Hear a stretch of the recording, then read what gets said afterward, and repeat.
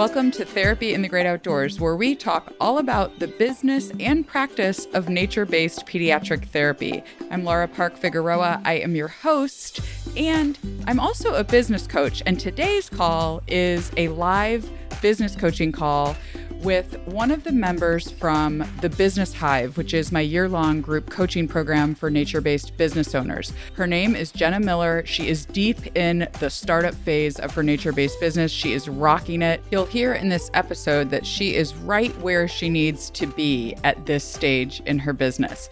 She had a lot of questions for me, and we really talked through a lot of things that are very relevant for anyone who is thinking about or in the startup phase of their nature-based practice. Some of the things that you may learn in this episode are the difference between nature-based therapy versus enrichment services, the emotions you may experience when you're getting started, how to generate superbills for clients in a cash pay business model, how to offer above and beyond services that people will actually pay cash for. We talked a little bit about documentation for nature-based services and a lot of emotions around the startup phase, fear and joy, and why it is really important for you to have a community around you. So Jenna is a member of the Business Hive, which is my year-long group coaching program, like I said, but she talked so naturally at the end of this episode about her own struggles in thinking through whether or not she should join the program when she was thinking about joining. And I think, I love that she's so honest, because you can tell we didn't practice it, because she was very honest about, I was worried about the money. I didn't know if I wanted to make that big of an investment in my business, because it is a year-long program. And so it's really great to see that she took the leap and found it was really worth it. And I can't reiterate this enough. Whether you join my program or someone else's program, you need a community around you when you are running a business. You need people who get it. Nobody can do this alone. I have not done this alone, nor can you.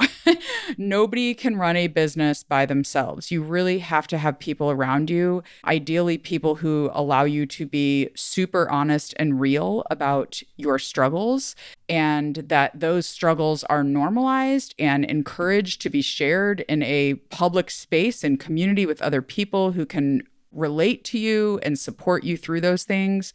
I really think that one of my superpowers, if you've listened to any of these podcasts before, one of my superpowers is being very honest, even when sometimes it gets me in trouble, honestly, because I think sometimes I open myself up to criticism when I'm really honest about things. But I think what that has done in my programs is it has created a space in which people know that we're human. People know that we make mistakes. People know that they should try hard to do their best, and also that it's okay to say you don't know everything and to ask questions and be real and honest about things. So if you are a nature-based business owner and thinking about joining some sort of community, we are going to be opening the enrollment for the Therapy in the Great Outdoors. I call it TGO for short, because it's too big of a mouthful. The TGO Business Hive, like busy bees working together on our businesses. That's why I named it the Hive. The Business Hive will open for enrollment this is 2023, the time I'm recording this. If you're listening in the future, sorry, July of 2023. So the last week of July, we will open enrollment for the Business Hive. I'm doing this long intro to this podcast because I want to share that I have decided to cap enrollment for the Business Hive for the coming year to 20 people only. We currently have 49 people on the waitlist. Now, I'll be the first to tell you that there's no way that 49 people are actually going to try to enroll, because a waitlist is always just a waitlist. And a lot of times what people say that they are going to do is not what they are going to actually do. But I am confident that we will enroll to 20 this year, and we might even enroll to 20 in this launch in July. If we enroll to 20 in July, when we open enrollment, we will not open enrollment again for the Hive until next summer in 2024 in July. So I had planned, you may have heard some of my previous marketing, I had planned to do twice a year enrollment, like a cohort in July and a cohort in January, with each of them being year long and kind of the cohorts overlapping a little bit. So the goal was that you'd have people in the program who had been there for 6 months or so, and then people also in the program who had just joined, and it would just kind of continue like that. But what I'm realizing is that I really loved having a long period of time with people. And I actually did ask people in the program if we should make it shorter. And they unanimously, everyone who gave me feedback unanimously said no. We love that it was a year-long program. So I kept it a year, and I decided that I want to keep it small. I just want to keep it small. I love that I really get to know people. I really get to know their businesses. And so that is what we're going to do for at least the next year until next July. So there are 20 spots. And if you are interested, you can go to therapyinthegreatoutdoors.com and click coaching, and you can join the waitlist there so that you know when we open. I am guessing that I may not even do a lot of promotion on social media about this. I am planning mostly to send notice to the email list and kind of enroll from there. We'll be open for a week at the end of July, the last week in July for enrollment. And then we'll get started in August. If you want more information, go to that coaching link on the therapyinthegreatoutdoors.com website. And you can always, always, always DM me inside of the Therapy in the Great Outdoors community. If you have any questions at all, I'm happy to ask. I know that investing in a year-long program is an investment. It's time and energy and money, and you want to make sure that it's going to be worth it. So I am happy to talk with you to help you decide if it's right for you for right now. So okay, now we're going to dive into our live business coaching call with Jenna Miller. If this is your first time tuning in, this is a little bit different than a typical interview. I am much more in coach mode, and it's kind of more of a conversation with her and I, working out some of the businessy topics and questions that she has in the startup phase of her nature-based business. This is Jenna Miller. She's the owner of Well and Wild Child OT in Western New York. All right, everyone. Jenna Miller is here. She lives in the Buffalo area of New York, and she is just in the beginning stages of starting her nature-based work with children. So I want to let you, Jenna, have a little time to share about yourself, tell us who you are, and kind of the stage you're at in getting started. And then we'll dive into your questions and kind of do a coaching call. Awesome. So I'm Jenna. I identify the most as a mother of 4 boys. It's crazy here at our house. So, but on a professional level, I'm an occupational therapist, and I'm currently a school-based therapist on maternity leave. So that's super. Just had a baby. Had a baby. He's 2 months old.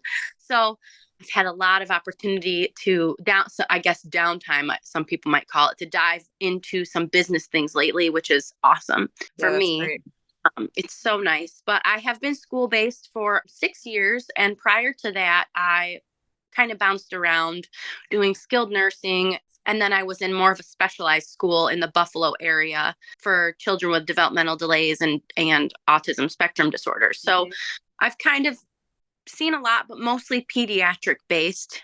And so about a year or two ago, I was really feeling that pull to do something different with occupational therapy. I didn't want to change jobs. I knew I needed to do something different, though. I love occupational therapy. I don't know what I would be if I wasn't an OT kind of thing. Who I am, I can't get away from it. It's just who I am. But I knew I needed something different for myself. And that's kind of when I jumped into doing some research, and all of a sudden I came across nature-based therapy, and it was like a light bulb went off in my head. I was like, this is it. Like, there's not many moments in life where I feel like your axis tilts, the earth tilts on its axis. For one was meeting my husband, which is corny. And a second one really was nature-based therapy. So I knew that I had to just go deeply into that when that dawned on me and when I discovered nature-based therapy. So I'm in the new stages of my business. I am in the process of applying for my articles of organization, it's called, for a license and a license name, and just really solidifying my vision for my practice. Yeah. So I know you've done a little bit of this work already. So on the side of your school-based job, right? So tell everyone a little bit about that. And then we will get into coaching, like what you want help on. But I want people to kind of see you've already done some of this, right? Yeah. So I kind of jumped into doing, I wasn't quite ready to do individual or actual occupational therapy services, especially not having a business license yet. So I went the enrichment route with my local Audubon. So I was running enrichment groups with them we piloted a group in the spring of 2021. And then they decided they liked what I brought to the table, and we ran groups that following summer. Okay. What year? Oh, that was 22. I'm sorry. What year are we in? We're in 2023 now. I know the year just shifted. I've been doing this too lately. Like, wait, it's 2020. Wait, what year are we in? It happens all the time in January and February, right? Yeah. So that was 2022, actually. Okay. So very recent, within the past year, running groups for children ages 2 and 3. So my group was set up for a broader range, but the age range that came and attended was 2 and 3-year-olds with a parent. And, I set up an enrichment program focusing on sensory motor skills, fine motor skills, all of those great OT things, but really wanted to dive into like development and making sure that the caregivers understand developmental milestones and where their child is now and how they can strengthen that and help enhance where their child is going, if that makes sense.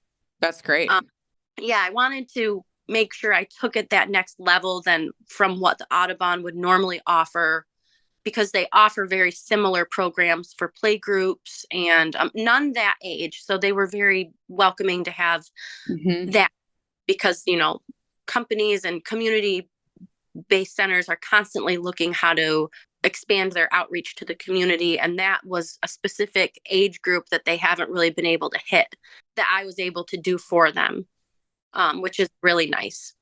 Yeah. And also, like, I love how you spoke a little bit about really leveraging your skills as a therapist too, right? Like, so outreach to different age groups, partnering with local outdoor programs or organizations, but then also reaching age groups that they may not be reaching, but also reaching a population that they may not be reaching if you're there as an OT and able to give kind of that like developmental guidance to caregivers. That's like a whole nother service that really benefits the organization that you're partnering with, because they're then able to really support kids in the community that may have different needs than a kid who's typically developing. So I know that wasn't how you marketed them, but it's a benefit to the organization and to the community, and leverages your skills as a therapist. So it's really, are you planning on staying with them? Just this will frame us for what you want to talk about for the coaching part, but like, what is your plan now? I guess this is the question I have, so I know what you're planning as we talk about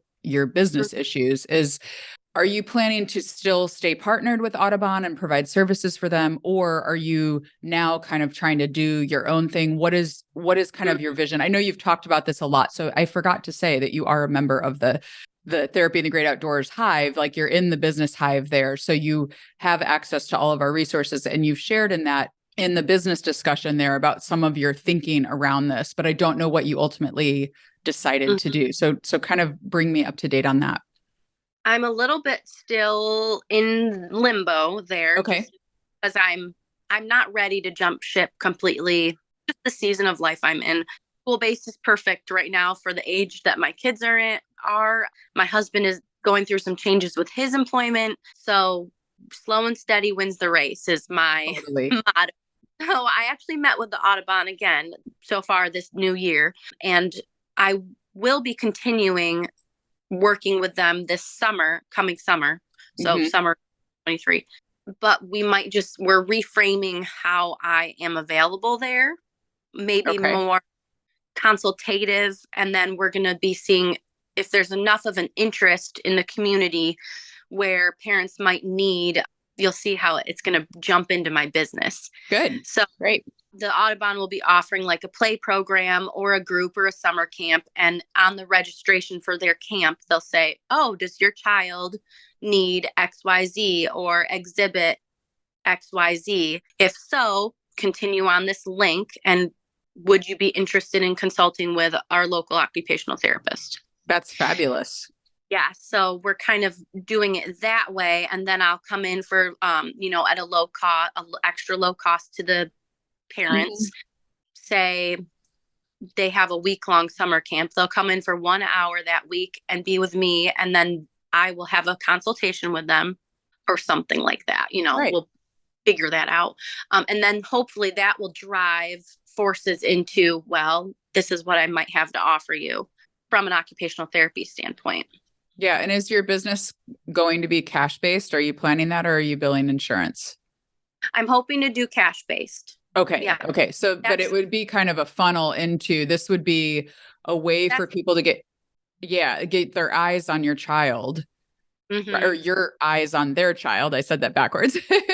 Your eyes on their child, almost like a screening kind of consultative thing. And then you can kind of bring them into services if needed, like more formal assessment and stuff like that. So that's great. I think that's a wonderful way to, like, again, leverage your skills as an OT without you. So it sounds like you're not necessarily going to be the one running the whole program all week long.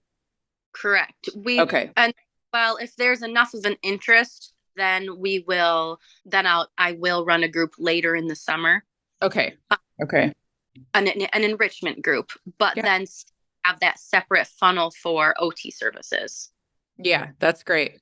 So we should probably, I realized we didn't define this when we started talking. We started using that term enrichment and therapy kind of without defining. So just if anyone's listening who doesn't know, there's kind of two ways of providing nature-based services as a therapist. And if you're going to be doing assessment and goal writing and documenting and all of that, then you bill it as therapy and you're providing a therapy service. But some therapists who choose to do nature-based work choose to do enrichment services, where you're a therapist, yes, but you're providing an enrichment service. And maybe you're doing like a general kind of assessment of what kids need at their developmental level or for a certain population, and you're providing a service, but you're not doing the therapy stuff of assessment and documenting and all of that. So just to clarify those.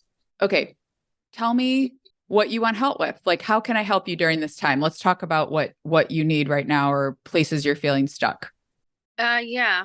Well, I still am feeling a little bit stuck in the nitty gritty startup things. That's for some reason just really holding me back. I feel very well equipped. I'm not trying to say this just because we're talking, but I do feel like the Bedrocks program is like giving me what I need for a system standpoint. But those nitty gritty questions about the startup of a business, what evaluation tools do I use? What kind of supplies supplies, I can figure that out. But even things about, like, as a school-based therapist, I'm provided with the program that I document my billing in. What do I use in my own business? How do I choose that? What's available? Is documentation different? We say we're for a service, but I'm not billing insurance. So what, how does that look? Do you know what I mean? Mm-hmm. I'm billing thing, but it's not actually billing, how am I, what am I doing? Yeah. How to say so the first thing I'm thinking when you say all these things is that these are things that you will solve when you have to solve them. Right. Right. Like, I think a lot of entrepreneurship is doing like the next step that is right in front of you. Control freak, and I need all of the answers before I even jump. I'm like I'm a validation person. Give me validation that I know what I'm doing. Right. But this is so uncomfortable to me because I have no idea what I'm doing. Yeah. But I would say you do have an idea what you're doing, because really, especially when you start doing therapy services, much of it is the same as you are doing already in a school-based setting where you're doing an assessment, you're writing your goals, and you're, all of that is like going to be driven by differently than in a school-based setting. It will be driven by what the family wants, right? Because in a cash-based model, you can do whatever, you can address whatever you want, right? But I want to circle back to all the questions you just unloaded, right? And you're saying that you want all the answers and it's very uncomfortable for you, which is exactly where you should be if you are starting a business. Like I always say, entrepreneurship is about getting comfortable with being uncomfortable, because if you aren't uncomfortable, then you're not growing. You're kind of just like stagnating, right? So embrace the discomfort as an indication that you're doing exactly what you need to be doing. Okay. But with all the questions you unloaded, I mean, we could go a lot of different directions. Like any of those could be a whole, well, maybe not a whole call, but I guess my question would be like, what's the real issue here for you? I mean, it's okay if it's okay if you have to think on it for a minute, but what's the real issue here for you? You just downloaded a lot of questions. What's the real issue here? I guess maybe I don't want to say it's cash based. Like, how do I word what I'm trying to say? So I'm trying to build my vision around what I might want my service package to look like. And that's church, and that's fine. And I'm okay with not knowing that. But you cut out a little bit. Sorry. You said that's to do with research. You cut out on Zoom for a minute. I said I was okay with not knowing how exactly I'm setting up my program, like how I'm, being compensated for my program, how I'm going to structure it. That's still being researching how other people are doing it, comparing it to other similar services in the area. And that's okay. And I'm okay with not knowing that right now. I'm more concerned with how I'm setting up my program than what I'm charging for it at this point, because I'm not there yet. But it really is that documentation piece that I'm unsure about. I'm like, how am I documenting my services for these people and billing them if I'm not billing an insurance provider? Yeah. So your documentation, what do you feel like would be different in documentation? Well, I know I'm using like a billing code. Right. Because you don't necessarily have to, unless you're going to give people a receipt for their services that they're going to send to insurance. So unless something's being sent to insurance, you don't need a billing code on it. But most practitioners do that in case people want to try to submit. What is that called? Yeah, the superbills. So I would highly recommend that you don't offer that as just a standard, like you do that for everyone.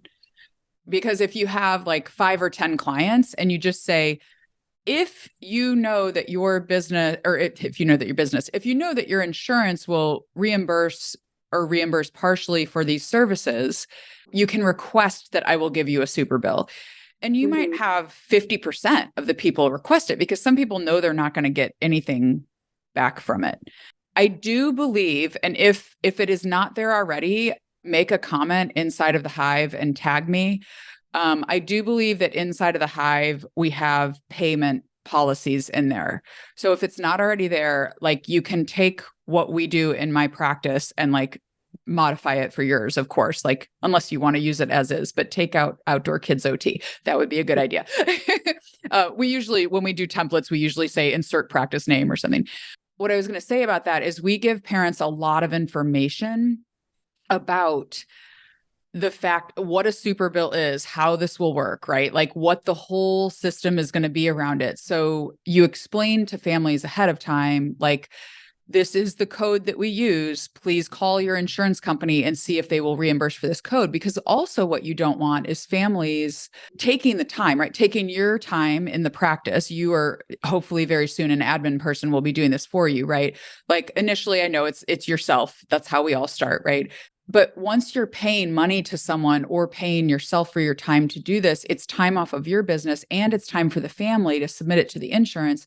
when they might get $5 back or nothing back. They might not get reimbursed at all. So what we try to do is give them as much information as possible to help them understand what they can do beforehand to ensure that if they are making your practice do the work of creating a super bill, and then they're going to do the work of submitting it to the insurance, that they'll be hopefully guaranteed as much as possible an outcome of some sort, that they'll get a little bit of reimbursement back that would make it worth their time to do so, and your practice's time to do so.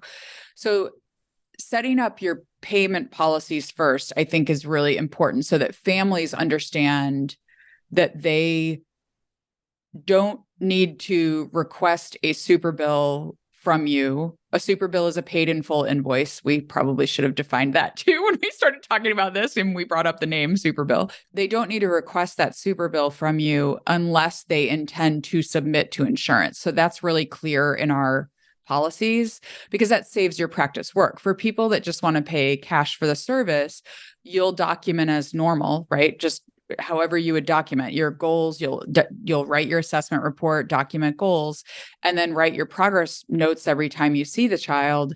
And it's up to you how much. In a cash-based model, you have a lot of freedom to make it however you want it. If you want to give an update once a semester, if you want to give a monthly progress report, which that would be a lot, I wouldn't recommend monthly, but you can structure it how you want to structure it. And in a cash-based practice, I think really making sure that you're giving more, hopefully, than they would get with an insurance-based model, right? So I joked about monthly progress reports, but that would be something you'd never get in an insurance-based model, right? Because nobody's going to pay the therapist extra time when they're only getting reimbursed for those direct services through insurance. So as you're setting up your practice as a cash pay practice, think about what you can give to people that would not be possible in an insurance model, and highlight those things when you talk to them, right? Because you inevitably are going to get the question, well, do you take my insurance? That's the first question out of people's mouths. We're in a system in America where we are so ingrained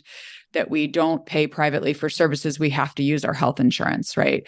So as practitioners who run cash-based practices, we have to be ready with a answer that helps the potential client see how much more beneficial it is for them to use a cash-based practice, because they're in their minds, they are feeling the hit a little more, right? They're turning over their hard-earned money, even though they're paying, probably copays and a lot of things for insurance too, right?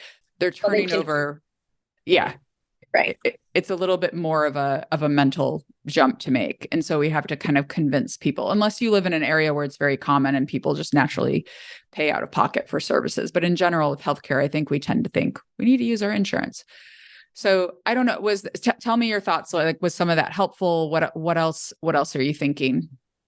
Yeah, that was helpful. I think that it's just a little scary to me. Yeah.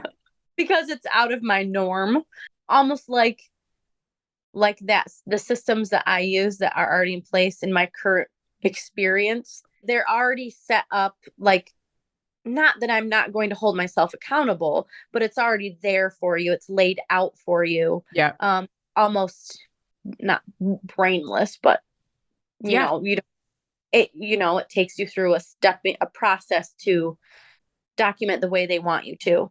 Yeah. And not having that structure is a little bit intimidating to me to feel like, oh, I can, when you said it can be whatever I want it to be, I'm like, oh, that's uncomfortable. You're like, just tell me what it should be. Tell me what it should be. Right. Well, some of this is you. It's like what I said a little bit earlier, is a lot of these things you have to get very comfortable, like trying things and changing them in your business, right? So like initially when I started out, I did handwritten notes. This was 7 years ago, but I did handwritten notes, and I was teaching in an OT program at the time. So I had some like SOAP note, like driven into my brain, like subjective, objective assessment plan, but I generally use that format very loosely. nobody's seeing your notes. This is the other thing I want to encourage you. Like, unless you, in my practice, the parents do see our notes. We actually write parent-friendly notes and we share them with the parents, but you don't have to do that in your practice. And so there's a lot of freedom, right, that you have as a practice owner to play with different ways of documentation. Like, some practices might have kind of checklists and a brief notes. Some practices might have more like all narrative notes. Maybe they use SOAP notes or whatever. And you have that freedom, especially in a cash-based private practice, right? You can decide how you want to do that. Maybe the fear factor there is, like you said, I can make it how I want it, but I'm afraid I'll do something wrong. What are you going to do wrong when you think about it? That's what I wonder. Is there something I can do wrong doing it however I want it? Yes, you can do something wrong, I guess. Like maybe you, right. I don't know what that would be, right? But you're not going to be these notes now, they're medical records, right? So like you're going to have to, like, there may be this fear in you. What Enneagram type are you? I'm interested. Are you a 6? Look back and see if you can find it. Cause I think it's interesting to think about our own personalities and how they influence how we run our businesses, right? Any Enneagram type can run a business. It's not like if you're one or the other, it's better. But if you're a 6, like a 6 really wants stability and security, and you don't want things to be uncertain. It's very anxiety producing for things to be uncertain, right? 6s are very loyal. Like, I'm not saying this is who you are, but like I'm hearing the fear, right? In your voice about like, what if I do something wrong? Or maybe you're a perfectionist. That could be another one, but trying to find it. I have it. Yeah. Well, share it with me privately. You can put it in the TGO community and like, let me know, or like message me or whatever and let me know.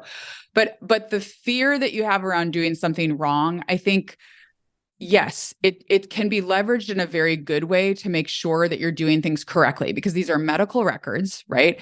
And we want them to accurately reflect what we did in a treatment session.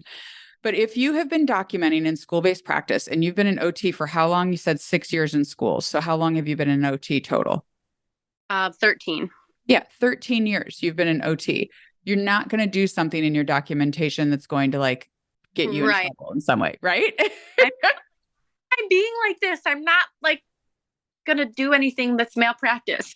Right. No, absolutely. But I'm glad that you're sharing it though, because it's like, it's actually a good example of how we feel when we're starting in business. It's just completely overwhelming. And like, there is fear all the time of like doing something wrong, of like, what if I forget to pay taxes? What if don't get me started.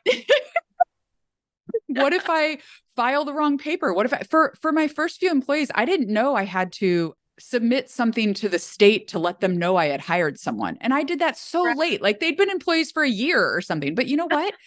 Most things, like the majority of things that you do as a business owner, if you are trying to be ethical, you are taking care, you're in a program that's helping you, there's people around you running businesses that you can ask questions of, right? Like most of us are not going to make like truly grave mistakes.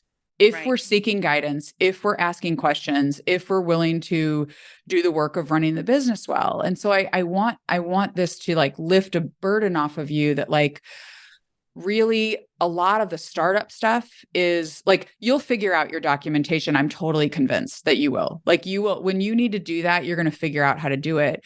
But all that startup stuff that you mentioned at first, when I said like, what's on your mind? What are we going to talk about? And you were like, I have this and I have this and I have this. This is how all entrepreneurs feel when you're getting started. But it's really helpful to think about it. It starting a business, like getting all the nitty gritty kind of stuff done to like actually get the business up and going. It is really just a checklist.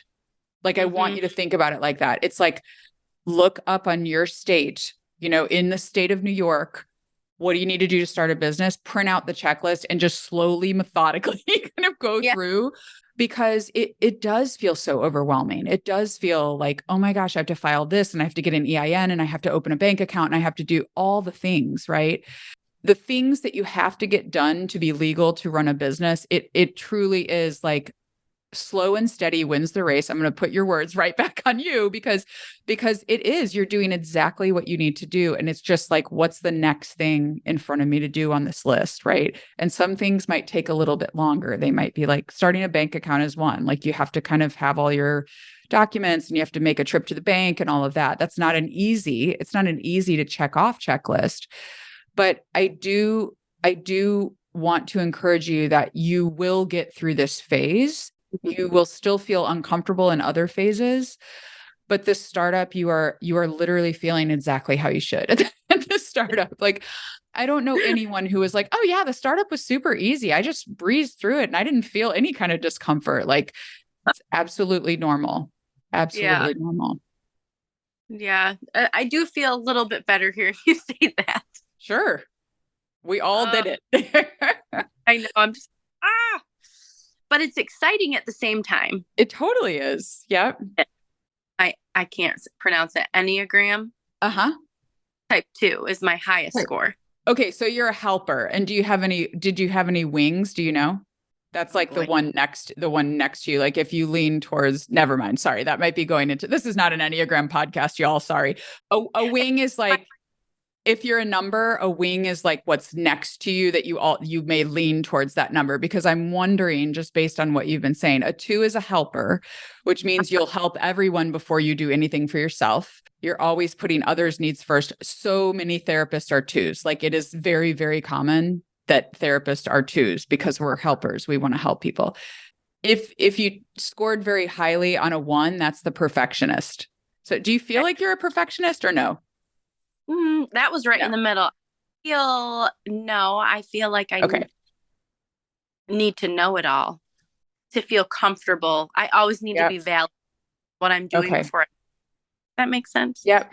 I don't perfect, but if I'm going to do it imperfectly, it needs to be perfectly imperfect. Yeah. Well, you want encouragement that you're at least doing what you could, the best thing you could be doing at that point in time. And I think that's normal. I think all of us as business owners I think that's what a lot of people lack actually when they're not. And you are in a unique position where you have a supportive community around you to be able to ask these questions or to be able to go inside of our discussion or on our calls to say like, I am struggling. Like that is what I love about the people in there right now is that like everybody's kind of being honest about where they're at. And you just feel not alone. Then you feel like you have people, because I think part of the hard thing about entrepreneurship is that we do feel alone so much of the time, or we're ashamed to tell people that we forgot to report the employees to the state of California or whatever that is. Right.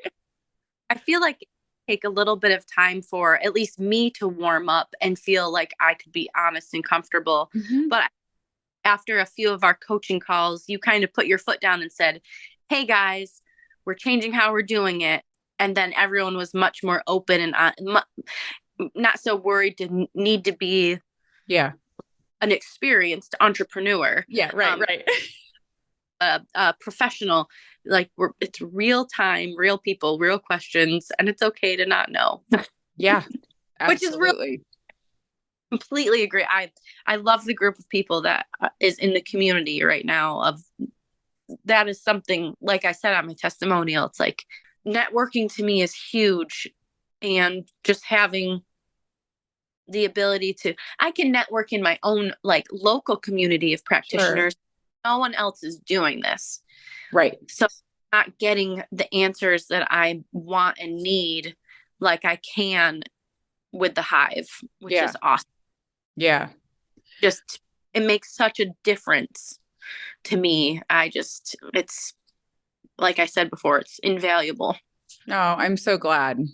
Tell me what your takeaway is from this call. I want to kind of wrap us up a little bit, but I want you to kind of take some time to like reflect and articulate. I always say we don't learn by doing, we learn by doing and then reflecting. So like you can't do the doing yet of working all this out, but like, what about reflecting on like, what are your takeaways? Like, what are your takeaways from our short conversation?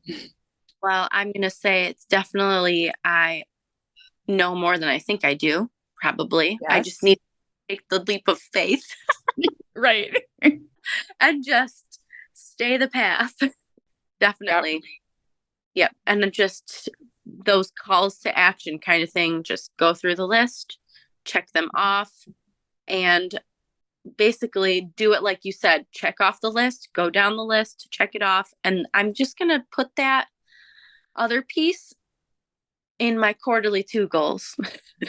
Yeah. Because Like stressing over something I don't even need to stress about right now because it's not even in my closest future right now, like the documentation right. part.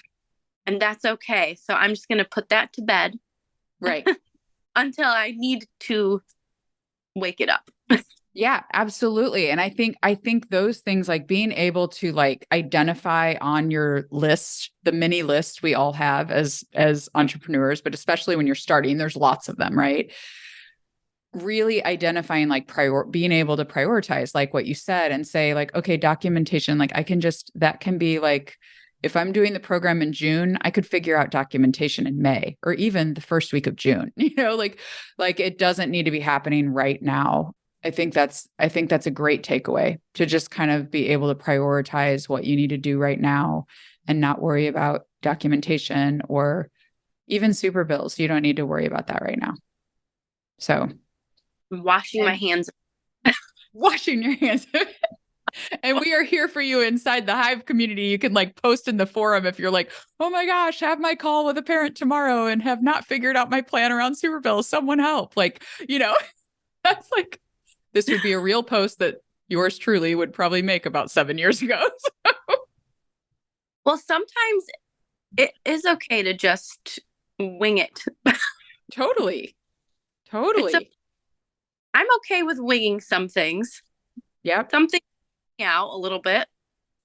I'm surprised I'm a perfectionist. I don't know what happened with my test. Yeah.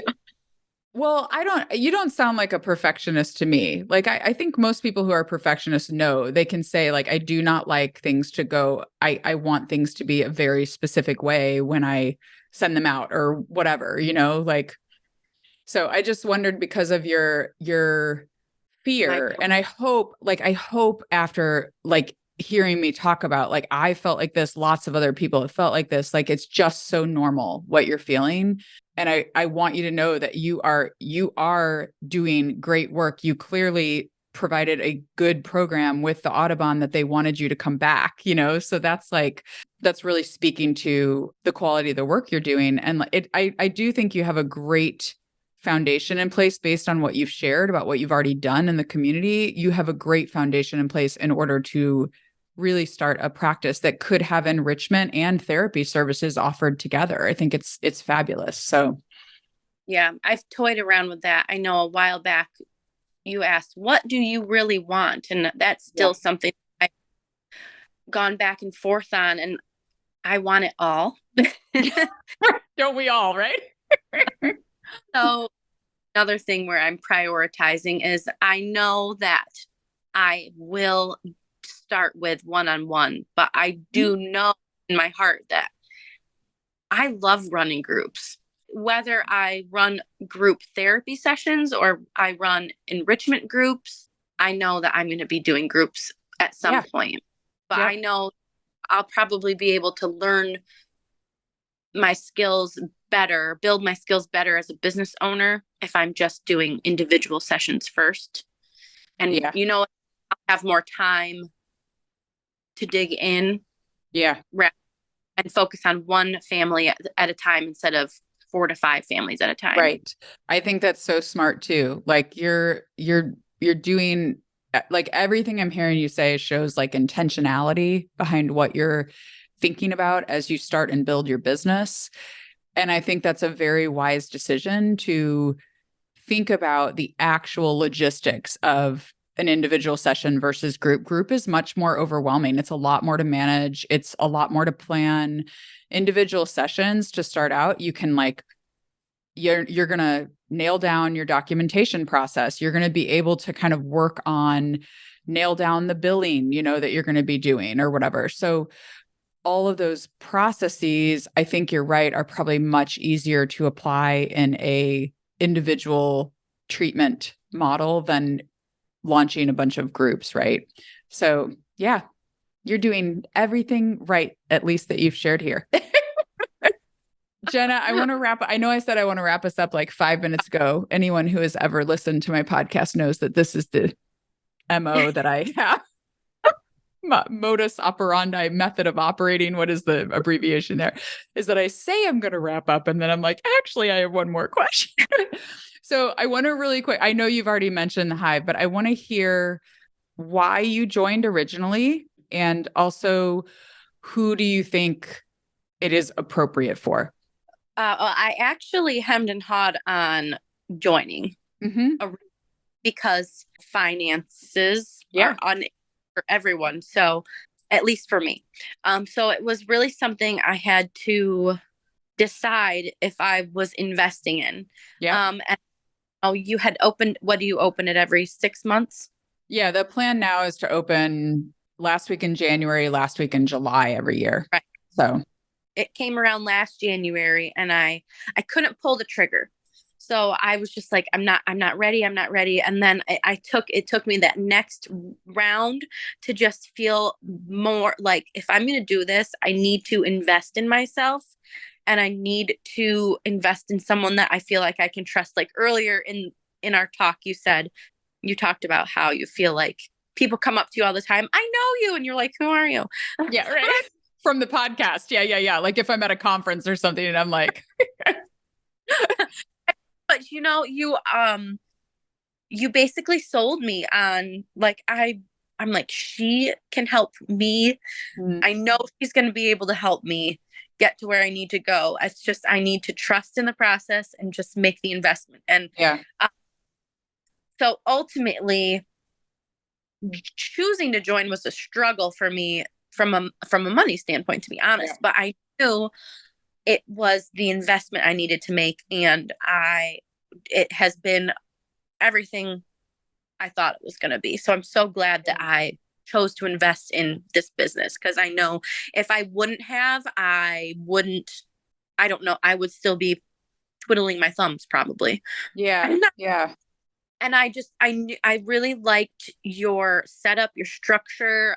I mean, I feel like I knew in my heart that I was going to be able to plug away at the startup things that I'm so fearful of, but I knew that I wouldn't have been able to figure out the system things. Yeah. That because they're different, right? Like the startup is like, okay, file the paperwork with the state, open the bank account, those kind of things. Like I said, like just get the checklist from your state or whatever, Better Business Bureau, whatever you want to use. There's a million out there from like the official organizations, right? But that is the intention of like the Bedrock's curriculum, which is inside of the Business Hive, is to like help you set up those systems for like the early phases of business, when you have to have like intake of clients and how you document and all of the things, right? That's absolutely. So I'm so glad that has been helpful to you. Know that all of those things were like, I didn't even know what systems were really. I'm like, what are these systems we're talking about? And when the modules, dropped, I was like, oh my goodness, this is gold. I'm like, download, save, click, blah, screenshot.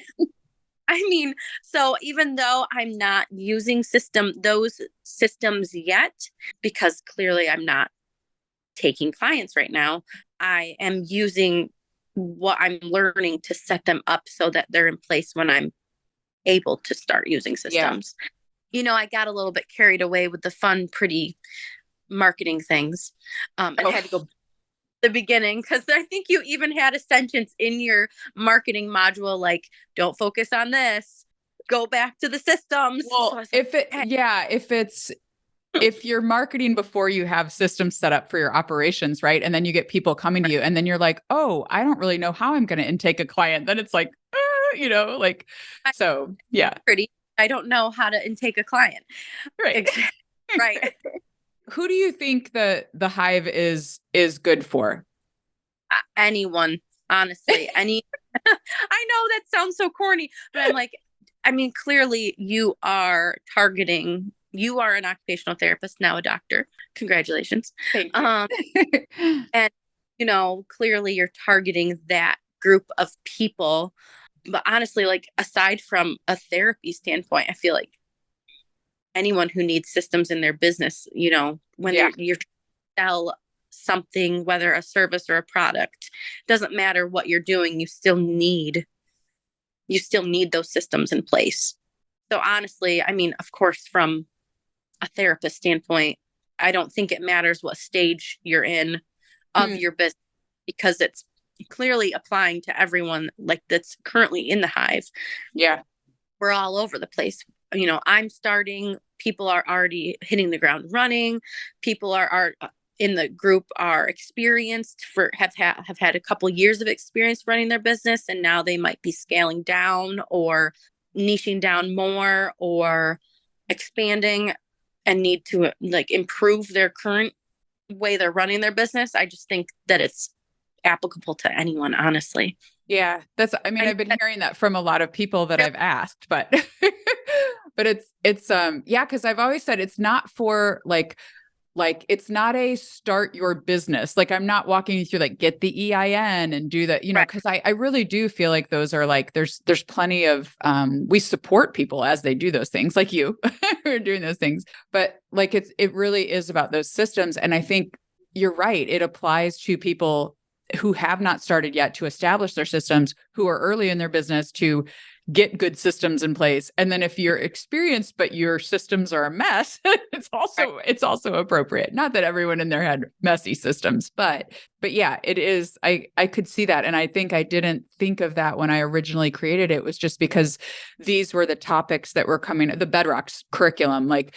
It was these were the topics that I was doing on these individual coaching calls that kept coming up and kept being well, let me share my Trello board with you and show you how I set it up, or let me show you how I organize my email, or let me, whatever it is, all those systems, let me help you with set up your system for intake of clients or whatever. So yeah, I just put it all in there, and now it can reach more people without me doing one-on-one calls all the time. So it's great. And I like to pretend I'm organized, and I totally am not.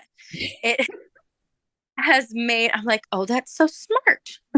Well, if you saw the other day, I was on a call with my new virtual assistant, who is incredible. She's helping me with tons of admin stuff. And the other day I was on a call with her, and I was trying to find a file to send her, and we were on Zoom, and I was screen sharing. And I was like, I mean, I love my 5-file system, but you will see here how messy my back end is, because, you just click save to Dropbox or whatever. But if I don't put it in a folder, now there's this long, I'm like, this is my messy back end. I know I teach people how to be organized, and also it gets out of control if you don't stay on top of the system. Right. So it happens to everyone, even people who teach how to create systems. So well, anyway, a little busy. So yeah. Right. Well, thank you, Jenna. This was so great. I'm thankful for you for being here, and I hope you just keep plodding along, and I'll see you we're starting up live coaching calls again on Tuesday. And I'm so excited because those are during each semester. And I've missed you all over the last few months while we haven't been having our calls. So I'll see you there. I'll see you there. Looking forward to it. Thank you, Laura. Bye, Jenna. Bye. Thanks so much for joining us today for Therapy in the Great Outdoors. If you want even more information about nature-based therapy practice with children, you can go to therapyinthegreatoutdoors.com. There are loads of free resources there to support you in your nature-based therapy work with kids, including a free ebook that I wrote on starting a nature-based practice, and links to join our free Therapy in the Great Outdoors community. You'll also find the waitlist for the Contigo Approach online course. That is my nature-based therapy approach that I developed, as well as the Business Hive, which is my year-long group coaching program for nature-based business owners. The waitlists are at therapyinthegreatoutdoors.com for those two things as well.